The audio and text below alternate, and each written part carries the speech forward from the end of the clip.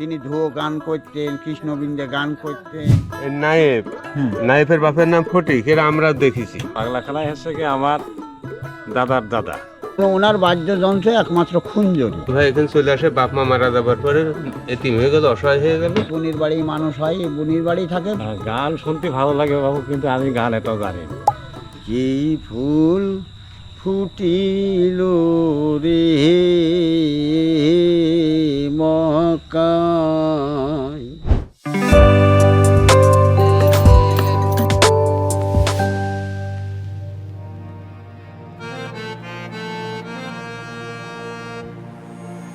ফকির লালন সাইজি ঠিক যে সময় ছেউরিয়ার আখড়ায় বসে ভাবসঙ্গীত রচনায় মগ্ন, তখন চারণকবি পাগলাকানাই দেশ দেশান্তরে ঘুরে ঘুরে আসরে আসরে গান গেয়েছেন। মরমীবাদী চিন্তাকে নিয়ে গেছেন আরও অনেক দূরে। ধুয়াজারির পদকর্তা পাগলাকানাই 3 সহস্রাধিক দেহতত্ত্ব, জারি, বাউল, মারফতি, ধুয়া ও মুর্শিদি গানের স্রষ্টা। দেহতত্ত্ব কানাইয়ের গানের প্রধান উপজীব্য হলেও জনজীবন, সমাজ ও সমকালের ভাবনা তার গানে বড় জায়গা পেয়েছে। বর্ষার রূপ, আশ্বিনের ঝড়, কলেরা, বসন্ত, ম্যালেরিয়া ইত্যাদি রোগের কারণে মানুষের দুঃখ, কষ্ট, দারিদ্র্য, হতাশা আর বানের অশান্ত ঢেউ সমাজপতিদের করাল থাবা বাদ পড়েনি পাগলা কানাইয়ের গানে। পাগলা কানাই 1809 সালে বাংলা 1216 এর 25শে ফাল্গুন ঝিনাইদহের লেবুতলা গ্রামের এক দরিদ্র কৃষক পরিবারে জন্মগ্রহণ করেন। কানাইয়ের প্রকৃত নাম কানাই শেখ, বাবা কুরন শেখ, মায়ের নাম মোমেনা বিবি। এই পুকুরের নাম কি? নামটা কেন এরকম হতো একটু বলেন তো। এখন শোনা মতে এখানে রাজারা নাকি ঢোল বাজাতে বাজাতে পানি উঠছিল, তাই পুকুরটার নাম দিচ্ছে ঢোল সমুদ্র। এখানে কি আশপাশে রাজার বাড়ি আছে? রাজার বাড়ি থাকার কথা, আমরা এখানকার না তো, আমরা অন্য জায়গার এখানে আসছি। ও আচ্ছা। 2 ভাই ও 1 বোনের মধ্যে কানাই সবার বড়। ভাইয়ের নাম উজ্জ্বল শেখ, বোন স্বরনারী। গ্রামের মক্তবে কিছুদিন পড়াশোনা করলেও চঞ্চল স্বভাবের জন্য তার লেখাপড়া বেশি দূর অগ্রসর হতে পারেনি। পাঠশালায় পড়াকালে তার বাবা কুরন শেখ মারা যান।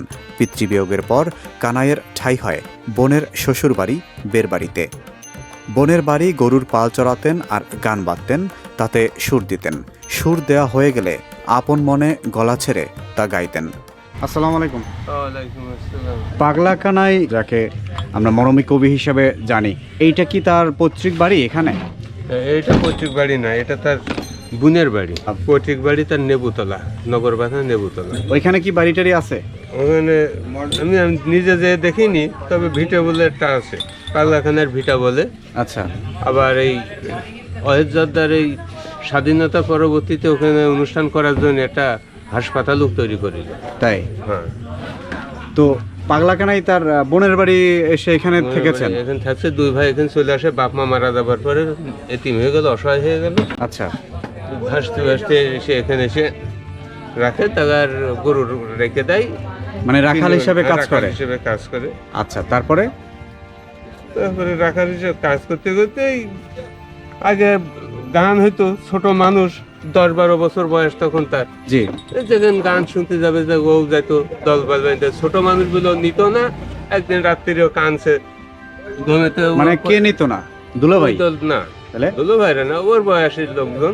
মানে তাকে নিত না, ছোট দেখা? ছোট দেখা। তারপর একদিন এক জায়গায় গান হবে অনেক দূরে, হ্যাঁ, যাবো কয়েছে। তারপর ওর বলেছে আমরা রাত্রি যাবা না, তুই এখানে খেয়ে দে, ঘুমা, তোটা যাওয়ার সময় ডেকে নিয়ে যাবা না। হ্যাঁ। ও ঘুমাইয়েছে, যে ঘুমিয়েছে ওর লোকজন সব চলে গেছে। আচ্ছা। ঘুমেতে উঠে রাত 2 বাজে, তখন ঘুম ভেঙে দেখে যে আমার কেউ নেই, ওরা চলে গেছে। ও ঘুমেতে উঠে দৌড়, হ্যাঁ। গান শুনতে যাবো। এখানে একটা নদী আছে, কি নদী? পার হতে পারছে না, ও বসে কানছে খালি। কি নদী এটা? নদী এটা আমরা বলি দোয়া। দোয়া নদী? হ্যাঁ, দোয়া। এই নবগঙ্গার থেকে এটা উঠে আসছে। আচ্ছা আচ্ছা, মানে নবগঙ্গার শাখা নদী। শাখা নদী। তারপর তারপরে কানছে, তারপরে অলৌকিক ভাবে একটা লোক এসে বলছে যে তুমি কানছো কেন? আমি গান শুনতে যাবো। মেলা ইতিহাস, এই ইতিহাস আমাদের স্যার লিখেছে। পর্যায়ক্রমে সেই দরবেশ মতন লোকটা বললো যে তুই যে গান শুনতে যাইছিলে, তোর গানই মানুষের শুনবে। হ্যাঁ, দরবেশ বলছে? দরবেশটা বলছে জিভে বের কর। জিভে বের করে দরবেশের হাতের লাঠি ওই জিভে ঠেকিয়ে দিয়েছে। তারপরে তখন এই গান গায়, গরু রাখে ছাতিতে এরম টুনটুন করে বাড়ি মারে মানে রাখাল থাকা অবস্থায় সে গান মানত গান গান। এবং ওই যে ছাতার সাথে ইয়া করে মিউজিকের একটা ইয়া তৈরি করতে তারপরে আস্তে আস্তে তার গান প্রচার হতে থাকলো, তখন থেকে সে গান গায়। গাওয়া শুরু করলেন। গাওয়া। তিনি বিভিন্ন জায়গায় কি গান গাইতে যাইতেন? হ্যাঁ, পাগলা কানাইয়ের সাথে কি লালনের এই অঞ্চলের যে লালন শাহ, তার সাথে কি কোনো রকমের কানেকশন ছিল? মানে তার পাগলাখানের একটা গানের ভিতরে আছে লালন শাহর কথা। লালন শাহর গান- উস্তাদ সিরাজ গানের সাহেবের কথাটা একটু বলেন তো। এটা আমি তো বলতে পারবো না, আচ্ছা, যাই হোক। দেখিয়ে দিতে পারবো না। বই আছে? হ্যাঁ, আচ্ছা যাই হোক, এটা পাবানে। এখন আরেকটা বিষয় জানতে চাই, সেটা হচ্ছে এইখানে পাগলা কানাইয়ের কি কি স্মৃতিচিহ্ন আছে? স্মৃতিচিহ্ন হচ্ছে ওর হাতের জিনিস। হুম, ওই নলডাঙ্গার রাজা ওর উপহার হিসেবে একটা শাল চাদর দেয়। এই শাল চাদরটার রং ছিল লাল আর একটা ঘোড়া ছিল, হ্যাঁ, আমি নিজে দেখেছি। আচ্ছা, রাহিন ভাই দেখাইছিল আমার। সে ঘোড়া চুরি হয়ে গেল ওই বাড়িতে। ও আচ্ছা, আর কি কি আছে এখানে? আর কিছুই নেই, কিছুই নেই। তার বংশধরেরা এখানে আছে। কি মানে বংশধররা কারা কারা আছে? এও একজন বংশধর। এখানে কি কি অনুষ্ঠান হয় একটু যদি বলতেন। এখানে আগে আমরা দেখেছি যখন হয়েছে, তখন এই সকালবেলা ওর মাজারে পুষ্পমাল্য অর্পণ করা হয়, তারপরে মিলাদ মাহফিল হয়, আর চিরাচরিত লাঠি খেলা, আর আমন্ত্রিত অতিথিদের আলোচনা সভা, আর পাগলাখানায় রচিত গানের প্রতিযোগিতা। আধ্যাত্মিক সাধক মরমী কবি পাগলা কানাইয়ের সমাধি, জন্ম 25শে ফাল্গুন 1216 বঙ্গাব্দ তথা 9 মার্চ 1810 খ্রিস্টাব্দ এবং মৃত্যু 28 আষাঢ় 1296 বঙ্গাব্দ তথা 12 জুলাই 1889 খ্রিস্টাব্দ। এটা হচ্ছে বেরবাড়ি নামক একটি জায়গা, ঝিনাইদহ জেলার। তো আমরা তার মাজারে প্রবেশ করছি। এখানে তার যে কবর রয়েছে সেটি আমরা দেখব। উনি তো মুসলিম ছিলেন, তাই না? জায়গা ওই পাগলাখানার গানই প্রথমে আরম্ভ হয় হ্যাঁ, ওই 25শে ফাল্গুনি। আচ্ছা, তারপরে ওই তার ওর গান দিয়ে শুরু করে প্রথমে ওই পাগলাখানার গান হয়ে যে অন্য অন্য লোক গান হয়, ওই দিয়ে শেষ করে দেয়। ওই পরিচালনা করে যে ছিল হুম, সে মারা গেছে, তারপর তার পাগলাখানায় হচ্ছে কি আমার দাদার দাদা, দাদার দাদা। আমার দাদার দাদা। আচ্ছা, এখন সে ধরো তারা কেউই নেই, এখন তার বংশধার আমরাই আছি। দাদার দাদা যে পাগলা কানাই, তার মানে সেও তো দাদা, হ্যাঁ, ওই দাদা। পরদাদা। সেই পরদাদার মানে সম্পর্কে একটু জানতে এসেছি। পরদাদার গানগুলো কি আপনি শুনতে ভালো লাগে আপনার? গান শুনতে ভালো লাগে বাবু, কিন্তু আমি গান এটাও জানি না। জানেন না? আমি অনেক করতে রাখেও না, মানে মনে রাখতে পারেন না আর কি। পারিনি। আচ্ছা আচ্ছা। তার ফ্যামিলির এখন বর্তমানে তার উত্তরসূরি আপনি একজন আছেন, এর পাশাপাশি আর কে কে আছে আছে আমার শরীর মেলা আছে। বলেন একটু। আছে ধরেন এই হায়দার নাম করে আছে, জি, ওই আওলাদের নাম করে আছে, আওলাদ। আওলাদ আচ্ছা, আছে। ওই রাহেনের গোষ্ঠী আছে। হুম হুম, এখন সে তো মৃত, এখন ওই আছে তারা জামাই টামাই আছে সব ওই জায়গায় মেয়েটে। আচ্ছা। আপনি কি করেন পেশায়? আমি চাষ করি। চাষ করেন না? তো আপনি পাগলাকানায় এইদিকে কি জমি জমা ছিল আপনার দাদার দাদার? এই জমি জাতি মানে মাটান ছিল, বহুত ছিল, কিন্তু আমার বাহুরা সব বেশি কিনে ঠিক আছে। হুম হুম, এখন এই জায়গাটা ছিল, এই জায়গাটা আছে কি আমরা নিজে হাতেই ওই কানার নামে দান করে দিই। মানে পাগলাকানায় নামে কি একটা ইউনিয়ন এখানে? হ্যাঁ, বোনের বাসাটা ওই সাইডে ছিল, ওই যে দোকান না, হ্যাঁ, দোকানের এদিকে। পাশে ওই যে বাড়িটা, হ্যাঁ হ্যাঁ হ্যাঁ। ওই দিকে। ও, এই যে ছবিটা এখানে আঁকা হয়েছে, এটা তো কল্পনা করে, হ্যাঁ, মানুষের মুখ থেকে শুনে শুনে তারপর কল্পনা করে। এও আমার এই এক স্বাস্থ্য ভাইয়ের নিয়ে তো ওই ছবি করে তার আড়াল দিই, ঠিক আছে। মানে চাস্তো ভাইয়ের চেহারার সাথে মিল ছিল এরকম না, এরকম ওই অনুমানিক অনুমান করে। এই যে এই এটা অডিটাম হয়েছে, হ্যাঁ, এই মাজারটা করেছে, আচ্ছা, আর ওই পিছনে ক্লাব করেছে, হ্যাঁ, ওই পাঁচিল দিয়েছে, আচ্ছা আচ্ছা, এইসব করেছে। মানে এই কেবল আস্তে আস্তে শুরু হচ্ছে। শুরু হচ্ছে। আর শুরু হওয়ার পরে এই গতবার সে মারা গেছে। উপজেলা চেয়ারম্যান হইল, হ্যাঁ, হওয়ার পরে মানে তার আগে সেই শুরু করি উপজেলা চেয়ারম্যান হয়েছিল কে? এই রশিদ আলী। এর কি পাগলাকানাইয়ের কোনো আত্মীয় এরকম? না না, এমনিতেই করছে, এমনিতে সে লেগে সেও ওই ছোটবেলাতে মানে ভক্ত। ভক্ত তার। বন্ধুরা, এটা হচ্ছে পাগলাকানাই অডিটোরিয়াম। এরপরে এদিকে একটি মনোরম মাঠ রয়েছে, সবুজে ঘেরা একটি মঞ্চ রয়েছে, হয়তো এখানে পাগলাকানাই মঞ্চ, পাগলাকানাই সঙ্গীত একাডেমি। এখানে একটা রুম রয়েছে, এখানে হয়তো সঙ্গীত শেখানো হয়। পাগলাকানাই স্মৃতি সংরক্ষণ সংসদের কার্যালয়, মানে এটা হচ্ছে এখানকার যে যারা দায়িত্বে আছে তাদের অফিস।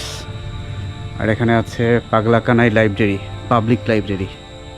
খুব সুন্দর একটি স্থাপনা আমরা দেখছি। যে মাঠটি দেখুন, সাজানো গোছানো একটি জায়গা। মরমী কবি পাগলাকানাইয়ের প্রতিকৃতি ভাস্কর্য, এবং এই ভাস্করের নাম হচ্ছে, এটি যিনি বানিয়েছেন মোহাম্মদ জিল্লুর রহমান টিটন। এটি 2011 সালে নির্মাণ করা হয়েছে। এই নায়েব, নায়েবের বাপের নাম ফটিক, এরা আমরা দেখেছি। জি, এই ফটিকের বাপের নাম হচ্ছে গিয়ে এখান থেকে এলো বাসের, বাসের বাপের নাম পাগলাকানাই। আচ্ছা আচ্ছা, মানে আপনি কাকে কাকে দেখছেন এর মধ্যে থেকে? ওদের ফটিক পর্যন্তই দেখেছি, বাসের দেখিনি। বাসের বাপের নাম মিনাজুদ্দি গান্ধী তো দেখেছি। আচ্ছা, ও ফটিক মিনাজুদ্দি ওরা তো একই। আচ্ছা আচ্ছা। সোনারুদ্দি। আসসালামু আলাইকুম। ওয়ালাইকুম আসসালাম রহমতুল্লাহ বরকাত। আপনার নামটা কি? আমার নাম শেখ আওলাদ। শেখ আওলাদ। আমি পাগলাকানাই যে বাউল বা মরমী কবি, তিনি আপনার কি হন? আমি তার থেকে পঞ্চমে, আমার পরদাদা, পরদাদা, বা পঞ্চমে, মানে আপনার দাদার দাদা। দাদার দাদা। আমি আচ্ছা, ঠিক আছে। পঞ্চমে, জি, আমি পাগলাখানার থেকে আমি পঞ্চম আওলাদ শেখ আওলাদ। মানে তার উত্তরসূরি আপনি? আমি তার উত্তরসূরি। আচ্ছা আচ্ছা। তো এখন যেটা জানতে চাই সেটা হচ্ছে, তিনি কিভাবে এত বড় একজন মরমী সাধক হয়ে উঠলেন, কিভাবে একজন বাংলাদেশের মধ্যে একজন মরমী কবি হয়ে উঠলেন, একটু যদি বলতেন। মরমী কবি হয়ে উঠলেন, এটা আল্লাহর দান। আচ্ছা, সবাই তার হতে পারে না। আজ পাগলা মানুষ, সে মুখ দিয়ে যা বের করতো তাই কবিতা হইতো, গান হইতো, সব ধরনের গান, আচ্ছা, আধ্যাত্মিক গান তার মুখ দিয়ে বেরোইতো। কথা বললেই সে নিজেই বলতো যে আমি তো গান, আচ্ছা। আমি অর্থ ছাড়া বলে না কথা পাগলাকানাই। হুম হুম হুম। সে এমনই একজন।